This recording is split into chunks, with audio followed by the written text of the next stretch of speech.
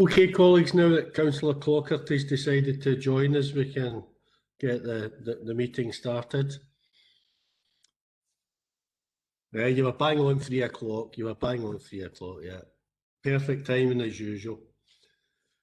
Okay, so welcome to this truncated meeting of the Policy and Resources Committee. Truncated means that it's supposed to be shorter than normal.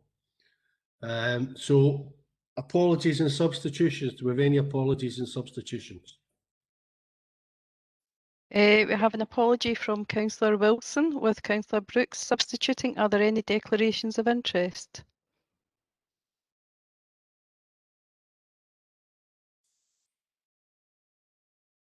Nope, no declarations of interest. Okay, disappointed David's not going to be with us today, but Graham, I'm sure, will more than make up for his loss. So before we go to item 2 in the agenda, as we know, it's a National Day of Reflection today, marking the sort of anniversary of the first lockdown, and obviously reflecting on the significant losses that there have been over the past year. And I know there was a national minute silence at 12 noon, but I think it would be appropriate if we maybe took a few moments to have some reflection ourselves just before we commence our business. So if we could do that, colleagues.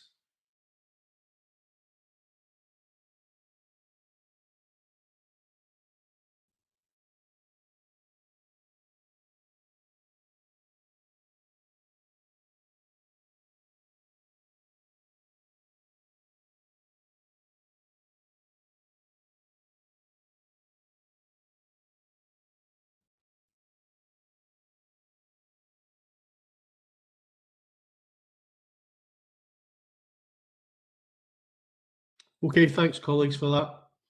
So moving on to item 2, the coronavirus scrutiny report. I'm going to ask Martin to introduce that report, and then we'll go through it section by section for members to ask questions or make comments. And obviously there are quite a number of officers here to answer any specific questions that members have. So over to you, Martin. Thank you, Convener. This is the general update on both COVID-related matters and items under the expedited procedures for PNR.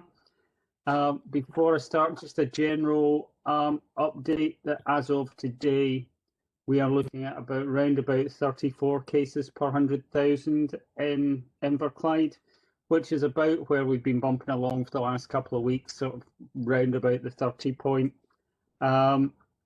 There has been in the last couple of days an increase in test positivity, but it may just be that that's just an artifact. It's just only been the last 2 days, and it's been consistently low up to the last 2 days. So we'll just keep an eye on whether that is anything, and if there is anything to report, we'll report it to you in our Friday update on data.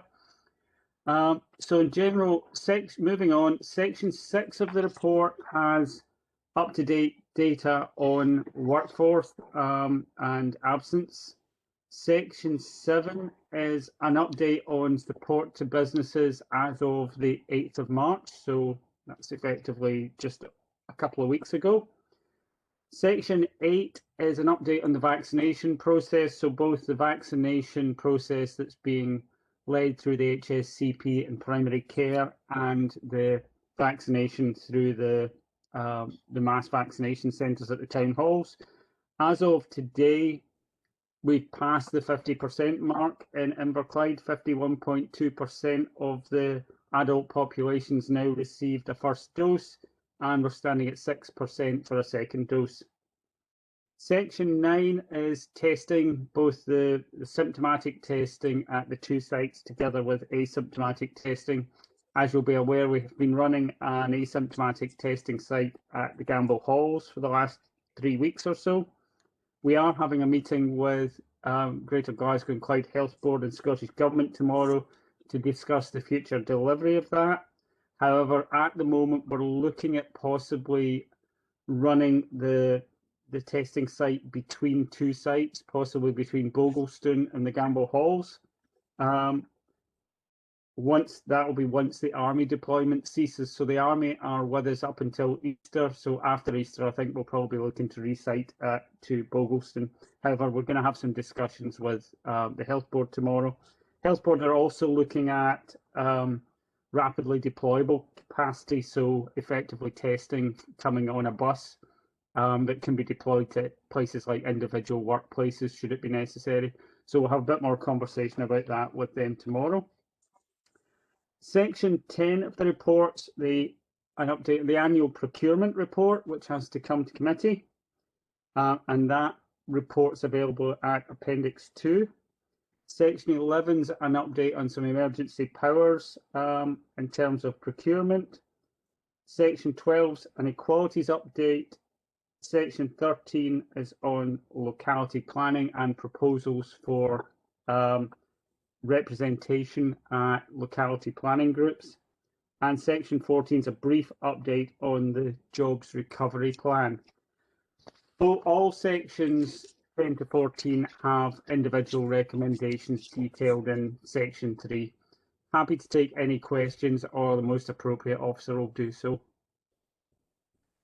Okay, thanks for that, Martin. So we'll just go through it section by section, or people could indicate in the chat if they wish to come in, and I'll bring you in. So first main section, section 6 on workforce issues. Anybody got any questions on that?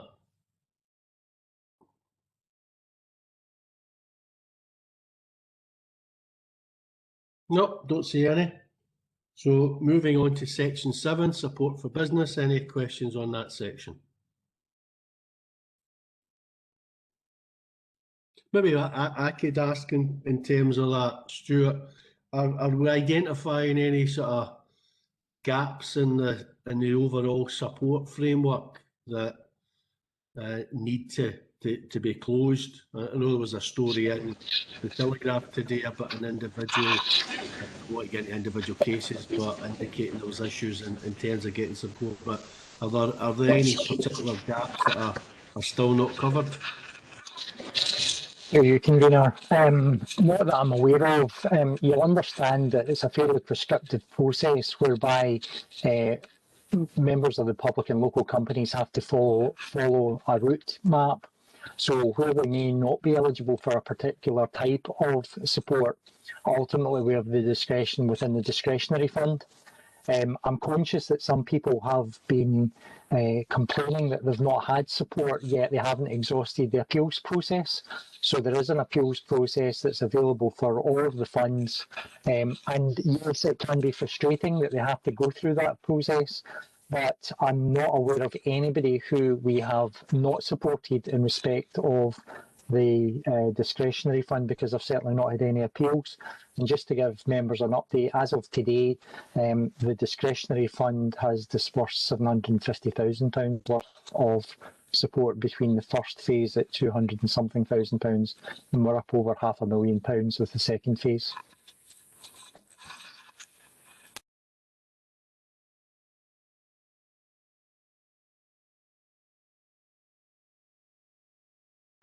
Stephen, you're on mute. Apologies.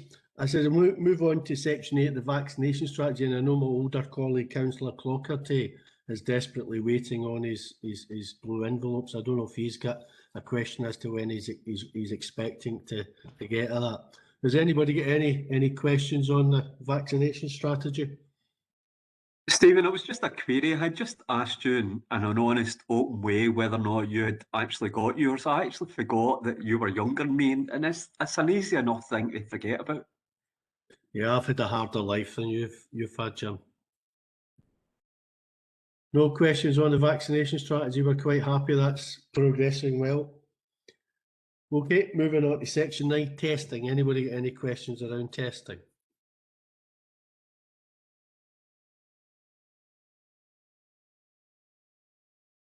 No, I don't see any. We'll move on to item 10, annual procurement report. Procurement always generates some questions. Any questions on procurement? Can't believe that, Graham, that you've not got any questions on procurement. I thought you would name check whether Councillor McCabe. But no questions. Thanks for that. Okay, no questions on procurement? No, so we're content for that recommendation. Okay, Section 11 Emergency Powers Awards? No. Okay, and Section 12 Equalities. Anybody get any questions around equalities?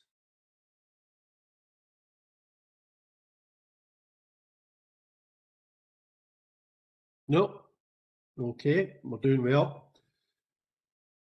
I think the next section possibly might generate some discussion.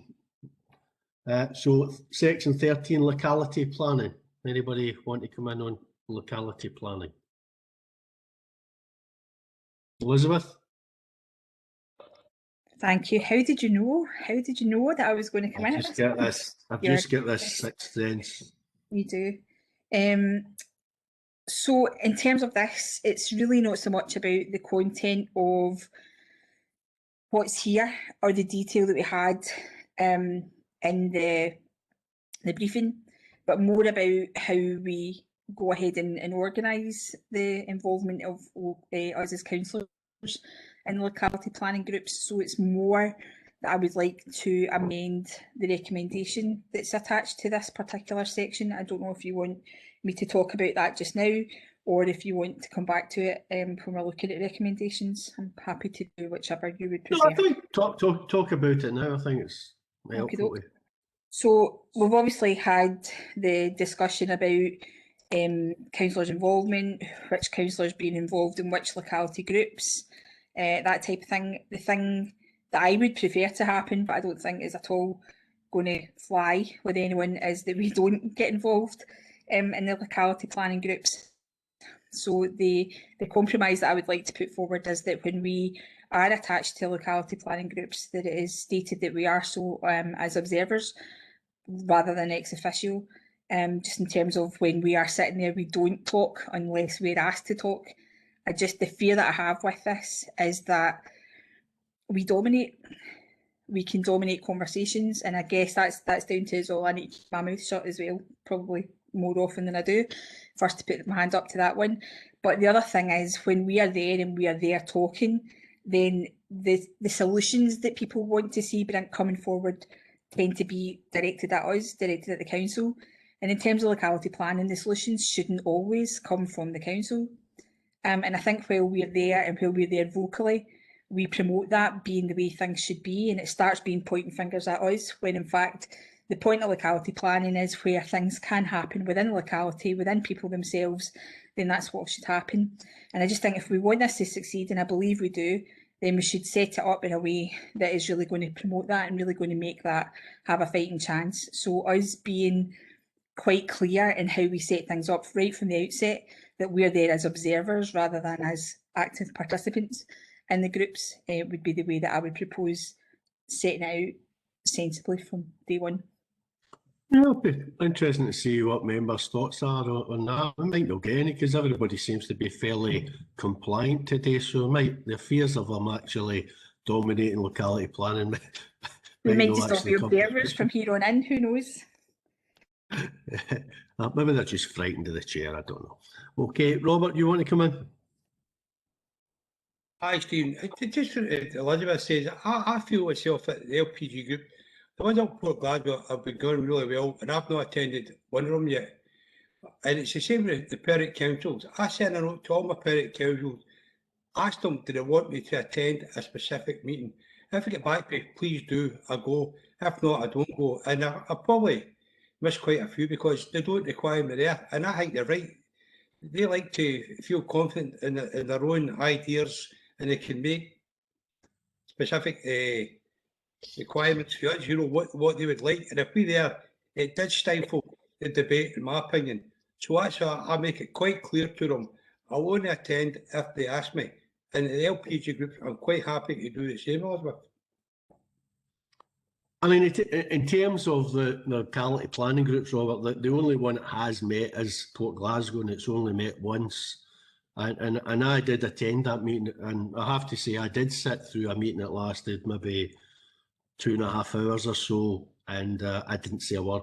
in it. So I know I can achieve that. I'm not so sure whether everybody else feels they can achieve that particular objective. So the recommendation that is before us is effectively that we, similar to community councils, that we've got ex officio status in these, which means that we can go along and sit there and not say a word, or we can participate in the discussion. And I mean, I know in terms of my attendance at community councils that I tend to listen most of the time.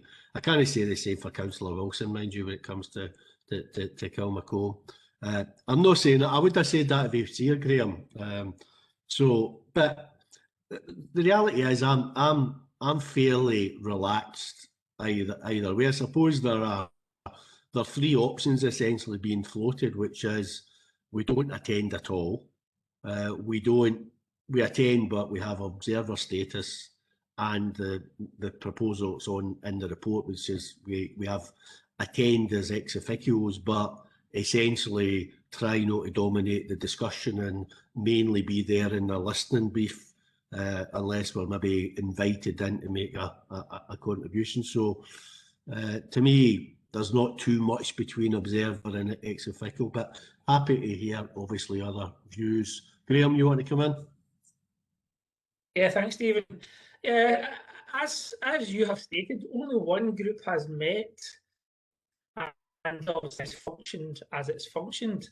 I'm of the opinion that we allow the chairperson or chairperson of these groups to obviously have the freedom and flexibility. So I think for us to subscribe to the groups is a hard thing for me to get behind. So that would mean that the highest level, I suppose, and it's not really a pecking order, is ex officio, but the chairman, the chairperson, and obviously the elected members are fully aware that this the better option is as an observer, or even not to attend at all.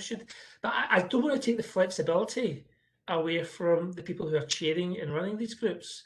So I'm comfortable with the proposal as written. Okay, Chana, you want to come in? Actually, it was Elizabeth and Robert, I think it's right. See, if you appear, they're expecting you to say something, they'll ask you, and you're putting them in an awkward position. Unless it's for, if the chair asks you to come along for a specific reason, that's fine. But while you're there, they'll look at you and they'll be looking and saying, well, am I right what I said, or can you give me something better? And if you sit there, they'll say, why did you come if you're not telling us something? You should have a view the same as if I'm right or wrong on it. And I think that you're right, what it does, it stops people maybe giving you ideas, or they're trying to say things in front of you at times. So how do you get that round? And you're hoping that these things, if they do get set up properly and they work properly, they'll be a help to us. But that's my big worry, is that if they turn around and you go there, they'll be expecting you to talk, and sometimes you're better not saying a thing. I mean, I think the only thing in respect to that, Chana, is that whatever we agree, the chair of the group can explain at the start of each meeting, or certainly the start of the first meeting, what the role of elected members in, so that everybody who's participating would be clear as to whether elected members are there as observers or are there in a particular capacity. But it would be clear that we absolutely aren't there to dominate the discussion. We're there to listen, essentially, whether you're observer or you're ex officio. So I think it's just important that that message is got across. Any other comments anybody wants to make? I'm just going to go back. I think you're right what you said, but the person sitting there, they forget that when they're talking, they're wanting to get their point across. Why you not help me here? You know, and that's what I'm saying. You're in a catch-22. But you're right. If it works and we can get sitting there like that, and you are listening, it's magic. It works. And I mean, just based on my experience of the Port Glasgow initial meeting, it would have been challenging for me to get a word in anyway, to be perfectly honest, because there was lots of community reps there who were absolutely making valuable contributions. So I think if the groups work effectively, we'll certainly get a lot of contributions from the community. Okay, anybody else want to come in?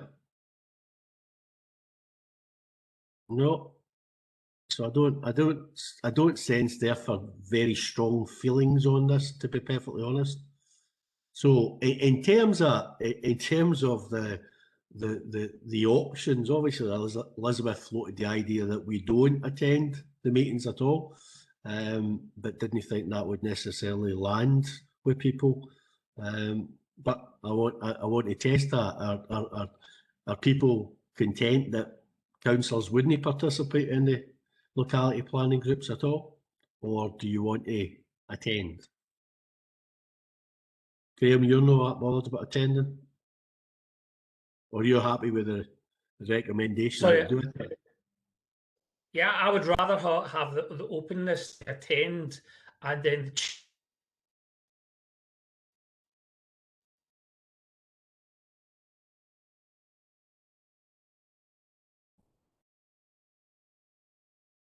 Are you there, Graham?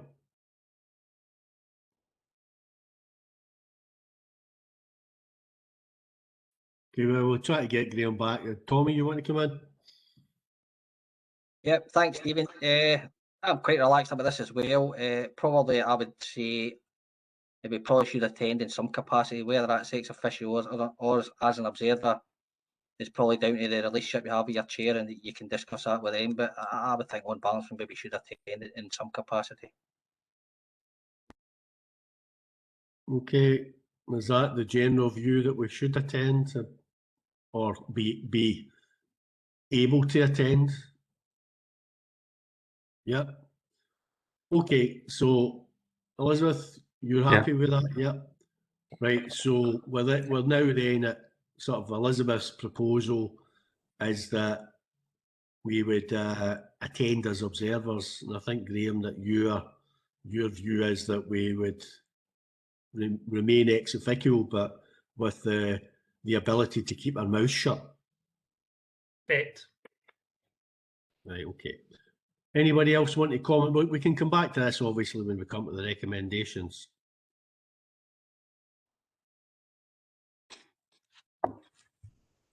No? Okay. As I say, we'll come back to it. Okay, that takes us on to next section, which is Inverclyde Jobs Recovery Plan. Anybody get any questions around that?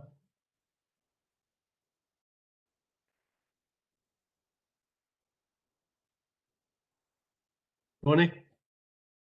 Thanks, David.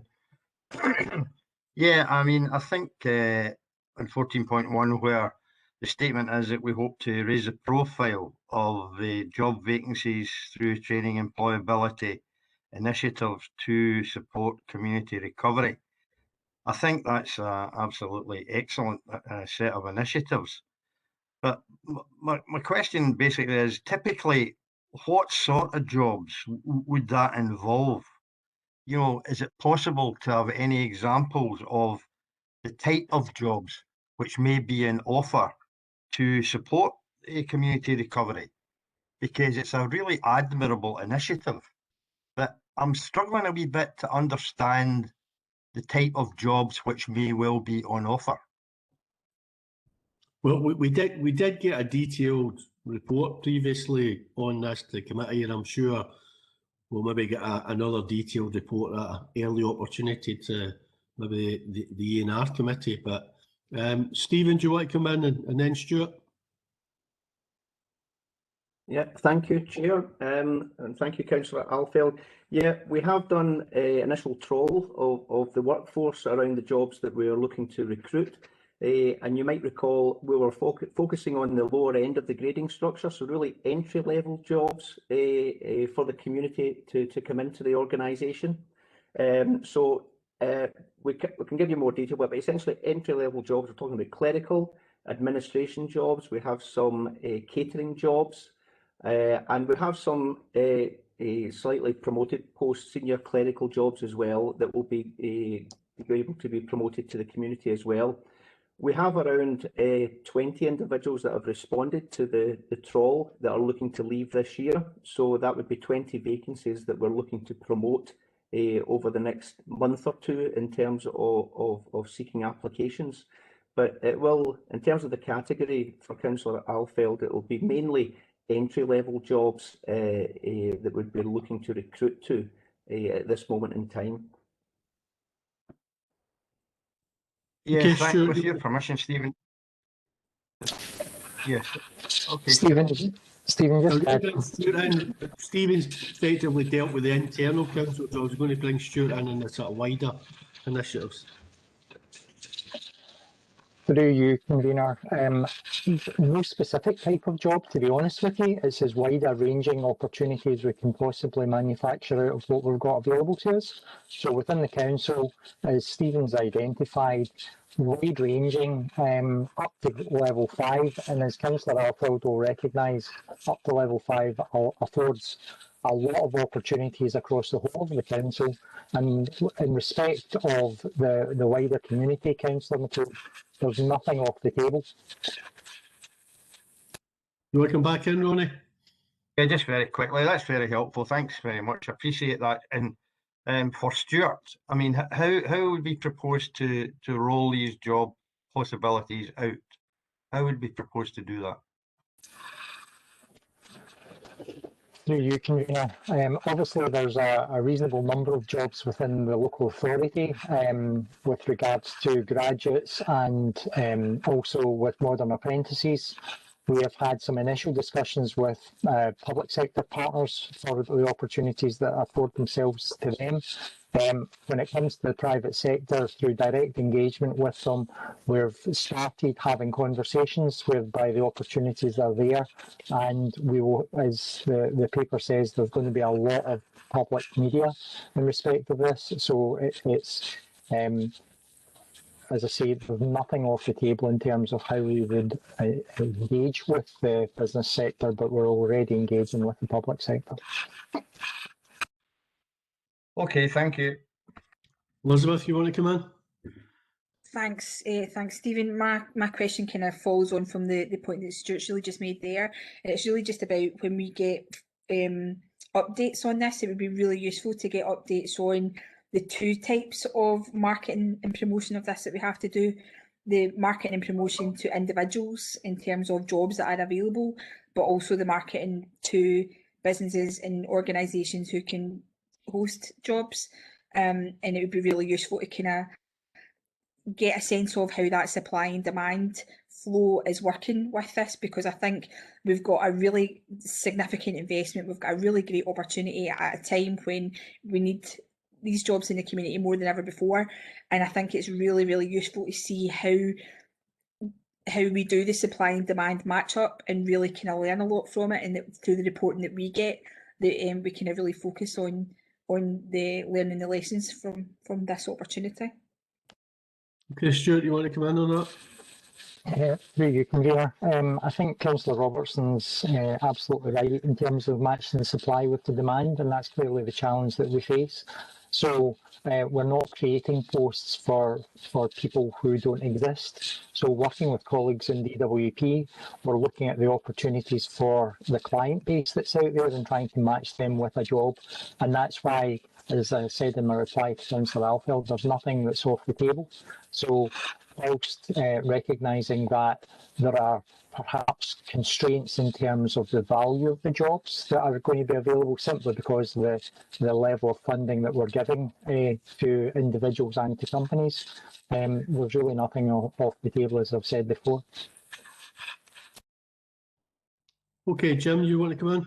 Yeah, it's probably just on the back of both Elizabeth and Ronnie's comments. We do know, coming out of this, the ones at the very lowest level are going to find it the most difficult to get jobs.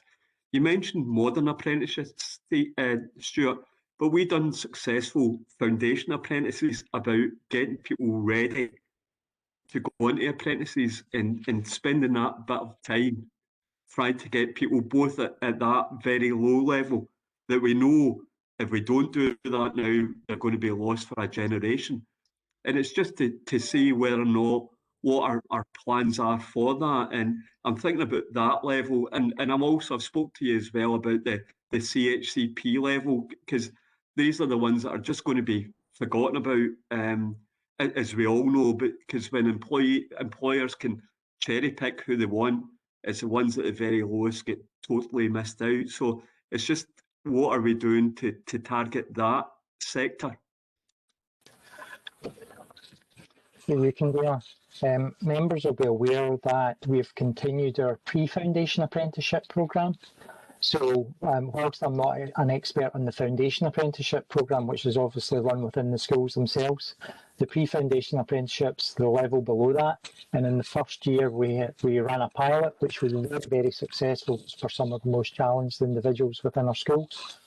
You'll see within the interventions that we've already highlighted that we're running a level 2 apprenticeship programme for those people who were on the pre-apprenticeship programme. So there's almost a succession plan for them. So we recognise we have to start very low and make sure that there is a viable pathway for the individuals.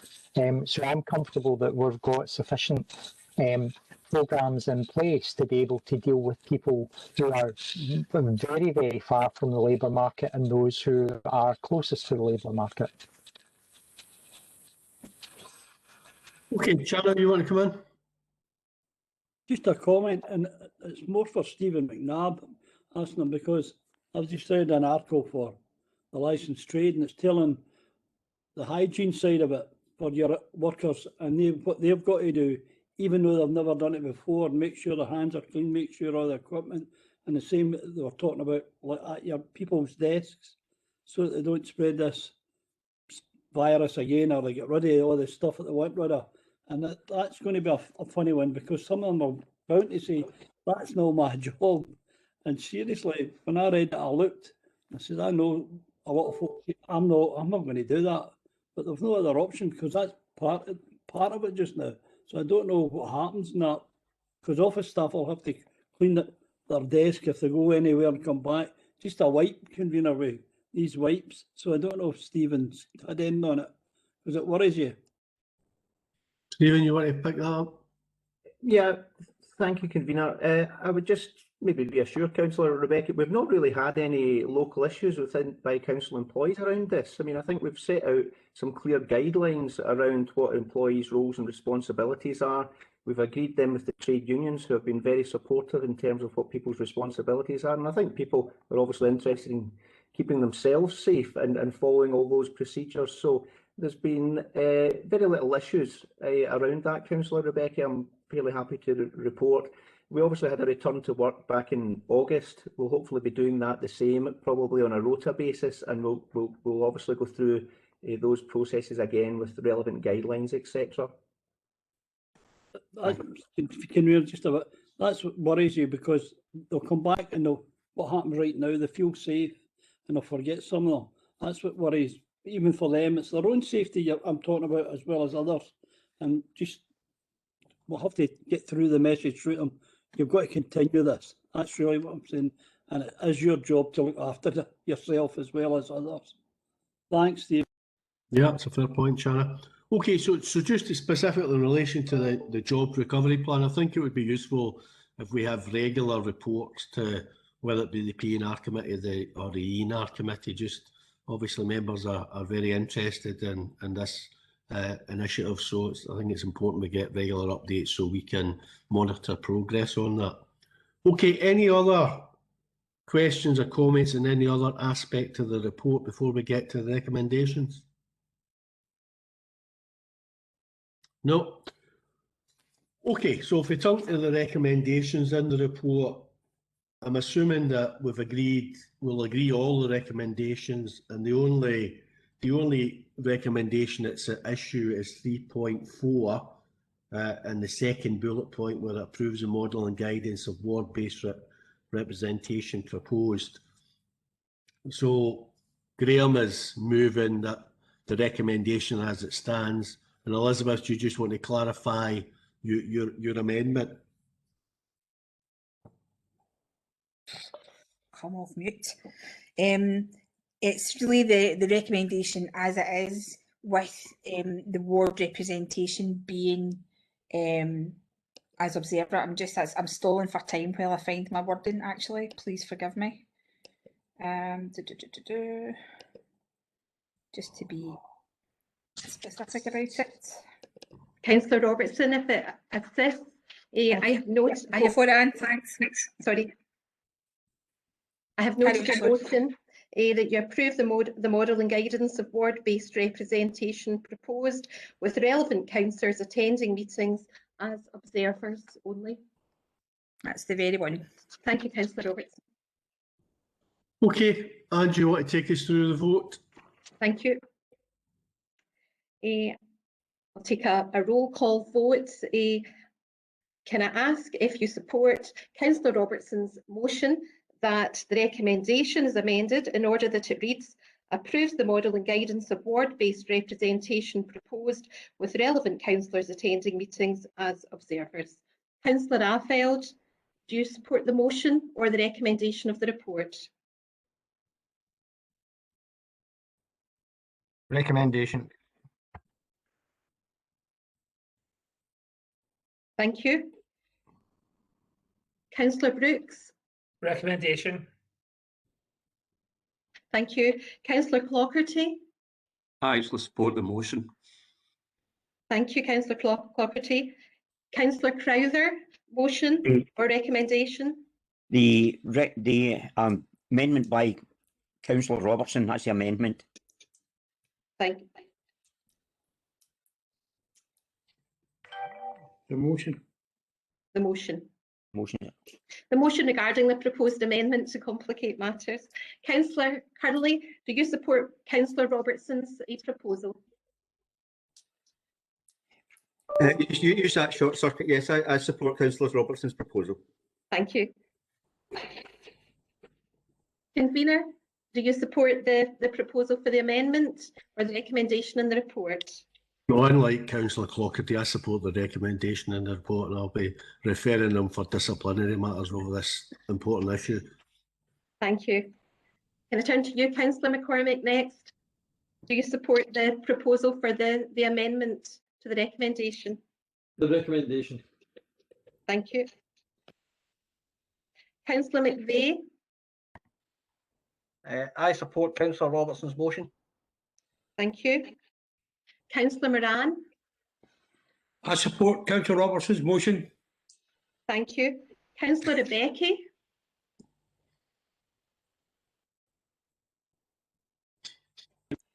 Sorry, but I support Councillor Robertson's motion. Thank you. And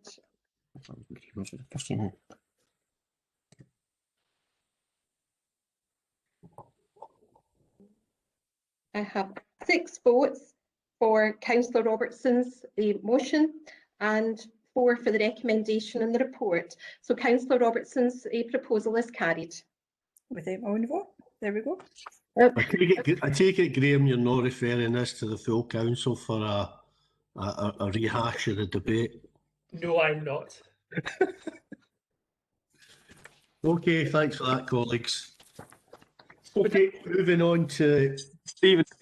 It's just for Anne's sake, if it's just to make sure that Elizabeth's vote is noted. You know, it is important. It might not be important in this one, but for future, it's important that our vote is. Apologies, I'll make sure I ask the proposer to vote in future, and I have noted that in fact it's 7-4 now. Thank you. I just wanted the size of Councillor McCabe's defeat to be noted, that's all. Well, you will pay the price for that at the next Labour Group meeting, as you know. Okay, moving swiftly on. Item 3, finance update, including capital strategy 2021 to 31 and treasury strategy 2021-25. Again, I'm going to ask Alan to present his report, and then we'll get to Alan. Thank you, convener. Good afternoon, everyone. This single report covers all relevant financial matters in line with the approach agreed earlier this year. The committee's own revenue budget is projecting a £663,000 underspend, which is an increase of £135,000 from the last report. Capital is on budget with £40,000 slippage projected. Overall, the council's revenue budget is projecting a £1.396 million underspend, which is an increase of £660,000 previous report.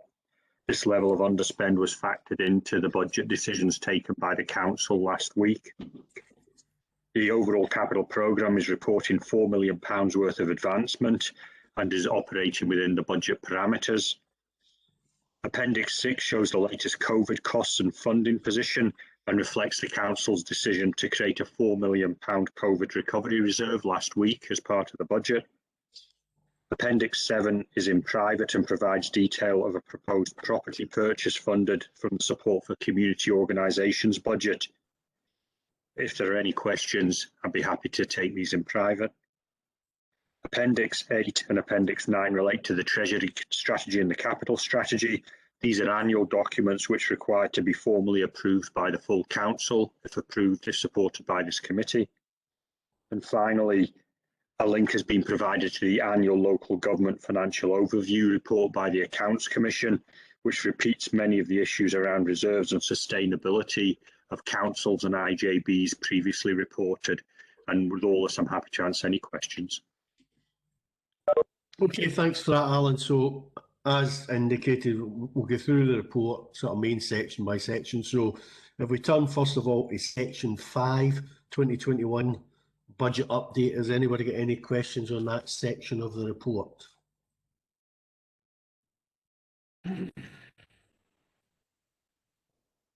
No. Okay, section 6, 2021-23 budget update. Anybody got any questions in relation to that?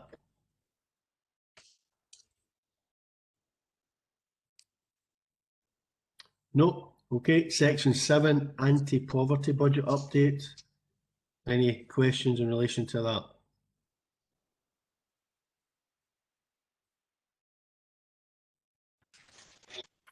No. Section 8, treasury strategy and capital strategy. Any questions around that?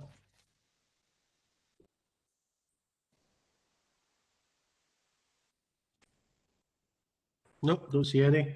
And then section 9 is the 2019 annual financial review. Any questions around that? Okay. Right. There is obviously the private matter, which is referred to in the public report, although the details is obviously covered in private. So I think if we're, and I know Elizabeth's indicated a question around that. So can we agree to go into private session to consider that? And I'll move the appropriate resolution. I don't think there are any members of the press or public here anyway, but we just need to formally move. So Lindsay or Diane, can we confirm there's no members of the press here? I can confirm there are no members of the press or public present. Okay, thanks for that. So we're now in private session. Elizabeth, you want to ask a question? It's okay. Can we go back into the public session? Okay, and can we now deal with the recommendations in the report? I think from what I can see, we're in agreement with 3.1, 2, 3, 3.5 and 3.6. And I know a number of people have already proposed that we approve 3.4, and I'll take Graham as the mover of that. Elizabeth, are you want to progress your suggested amendment, or are you content to agree with the recommendation? No, we're content to agree with the recommendation. It's been really helpful getting that additional information and the peculiarity of the restrictions that are based on the credit union from the FCA makes everything completely make sense. So thank you very much for clarifying everything. Thanks for that, Elizabeth. That means me and Councillor Clough-Dale will be voting different ways again. So we're grateful for that consensus as well. Lightning would not have struck twice. Absolutely. Okay, so we agree the recommendations, colleagues. Okay, that's the end of the meeting. So thanks for your attendance and thanks for your participation and contributions. Take care and see you soon. Thanks to the chair. Thanks, Jim. Groveling's not going to get you anywhere. I'll be in touch shortly, Jim.